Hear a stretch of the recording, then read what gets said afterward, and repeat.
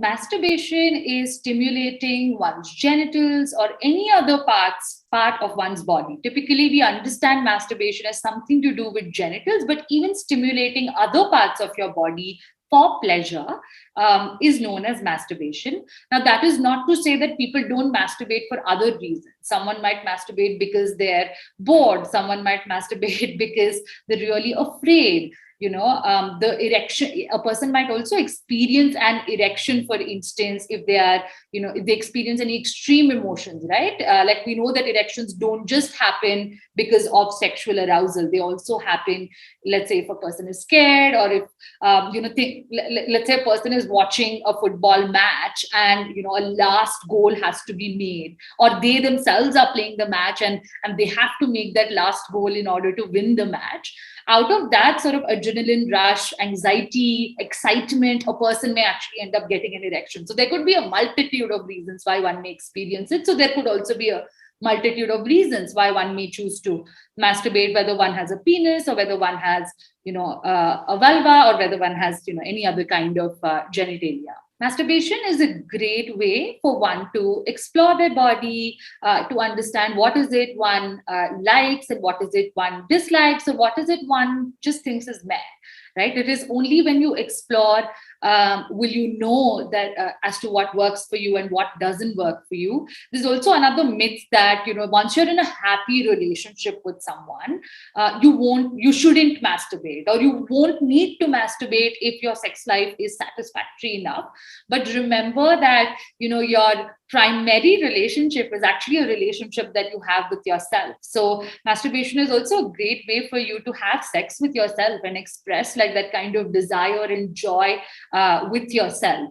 So it has nothing to do with whether or not you have a partner, although like that seems to be the kind of notion that exists. So at any age, no matter what your relationship status is, masturbation is something that you can enjoy. You can try different things. You can try toys. You can try your fingers. You can try your hand.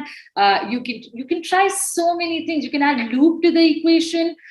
You can also do it with the partner, right? Like we said, it doesn't have to just be a penis going into a vagina. That's not all that there is to sex. So get creative, and it's a great way for one to also release any pent up sexual tension.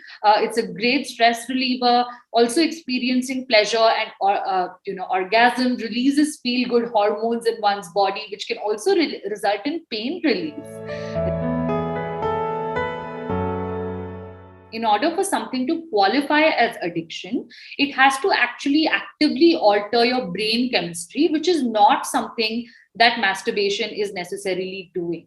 However, if you do find, and there's also no right amount that one should masturbate in a day. I can't like sit here and tell you that you should only masturbate once a day or once a week. It's a matter of personal preference. Some people may also make a choice to not masturbate at all, and that's also a very valid choice, right? So, but what one needs to remember is that if it is impacting your day-to-day life, if you find that you're not able to engage in anything else, any other activity, and all you want to do is masturbate, right? Or self-consent is also a very, very important part of masturbation. If you're saying masturbation is sex with yourself, and when you have sex with another person, do take their consent. So similarly, if you find that despite not wanting to masturbate, right, despite not really feeling any kind of motivation to do it, you feel the need to somehow just keep doing it, right? Like you don't necessarily want to do it. And it's also making you feel guilty. It's also making you feel ashamed, and all these kinds of negative emotions are coming up for you, but you still sort of continue to obsessively do it. That is when one can say that you might have some sort of a dependency issue. So it's a good idea to speak with a mental health professional and investigate as to why this is happening. You're not alone. There are a lot of people who may experience this kind of dependence, and speaking with someone will really, really help. And I mean, just because it's not there in a textbook as addiction, if the way that your experiences is that you're feeling like you're addicted to it, and you're feeling like there is nothing else that you're able to do, and this is all that you can think of all the time, or that it's really impacting the way that you are engaging with other people. Let's say you are someone who has a partner or wants a partner, and you find that you're not able to engage with other people at all, and masturbation is something that you absolutely it's coming in the way of your relationship. That is when you can again speak with a mental health professional. There is another thing that people tend to do, which is people with penises, they tend to like hold their penises really tightly, like it's called a death grip. So they essentially hold it that tightly while masturbating.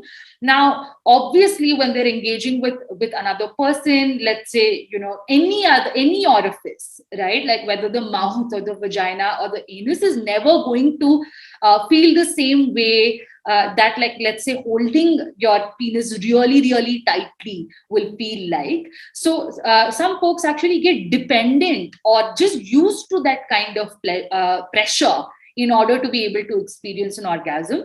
So if that is something that you want to avoid, make sure that you're not groping your penis that tightly while masturbating. Make sure that you relax the pressure a little bit. Make sure that you mix it up. Try a different hand. Sometimes it can actually make you feel, it can actually give a different experience than your dominant hand. Make sure that, of course, you can try different pressures, but make sure that you don't just gravitate to that really tight pressure that one engages in. A lot of people with a vulva can't necessarily come or orgasm through penetration alone. What really works is clitoral stimulation. So if someone is, just trying to achieve orgasm through penetration, it may not necessarily work. Also include the clitoris in the equation is something that they can do. And the reason that I mentioned this is because often people with vulvas complain that they're able to make themselves orgasm, but when engaging with a partner, maybe their partner has a penis, they're not necessarily able to orgasm. Maybe like masturbation over a period of time has just desensitized them to a partner. That's actually not true. With a partner, you might just be trying to do it through penetration. Also remember that with something like masturbation, you also need to be in the right frame of mind. You need to be a little bit more relaxed. You also need to be just more comfortable. So maybe like penetration also puts you a little bit on edge. So of course you can experience pleasure through that, and if you just wanted to add a little bit of clitoral stimulation to the process or after, that is definitely something that you can do to bring more orgasms. What a lot of people tend to do is they tend to also depend on pornography in order to masturbate, right? Like they're not necessarily using their imagination. They're not necessarily being very mindful or connecting with their body. And this is fairly common. But the thing with porn is what you're watching is also, you're also required to engage with the content that you're watching, right? And you're also required to, go into sort of this fantasy world while you are watching pornography. And pornography also, you may also see the kind of things, right, that you don't otherwise, it might not even be humanly possible to do those things otherwise. Not everybody's body bends like that or stretches like that, the way that one sees in pornography. So also getting like used to like consuming that kind of media and also assuming that that is how sex would be, could mean that like there can be an increased dependence on masturbation and watching porn and achieving orgasms only through that kind of stimulation and not necessarily like by yourself or with a partner. So that is one way in which one could have experienced like increased dependence on let's say masturbation. The second way is something that I've already mentioned. If you are someone who's gripping your penis in a certain way, it could mean that you're not able to achieve orgasm through other ways, and that is what you constantly need to seek. Again, that doesn't mean you're addicted. It just means that your body's just gotten used to that degree of pressure, and you have to slowly untrain it to not constantly crave that kind of pressure. So it might also mean that you need to go at it for a little longer. Decreased pressure in order for you to be able to experience pleasure or an orgasm. So that is another kind of person who may experience some sort of dependence. Now, also someone who might be feeling, lonely, who might not necessarily be feeling, connected to other people, who might be feeling undesirable because obviously our society has very unrealistic standards of beauty. Now, they may also find that they're happier or more comfortable when they're engaging with themselves, and they're sort of scared. And I mean, also not blaming them again, right? Because that's sort of also what we hear growing up. Like, I think the first people to also shame us, body shame us, would be like well-meaning relatives who might, like, let's say, comment on a feature that we're already insecure about, which may cause us to go further into our shell. Could also be reinforced by, let's say, rejection of like romantic advances. So, folks like that may also find themselves sort of more dependent on masturbation to experience that kind of connection, to experience pleasure and orgasm. Now, again, none of these mean that one is addicted.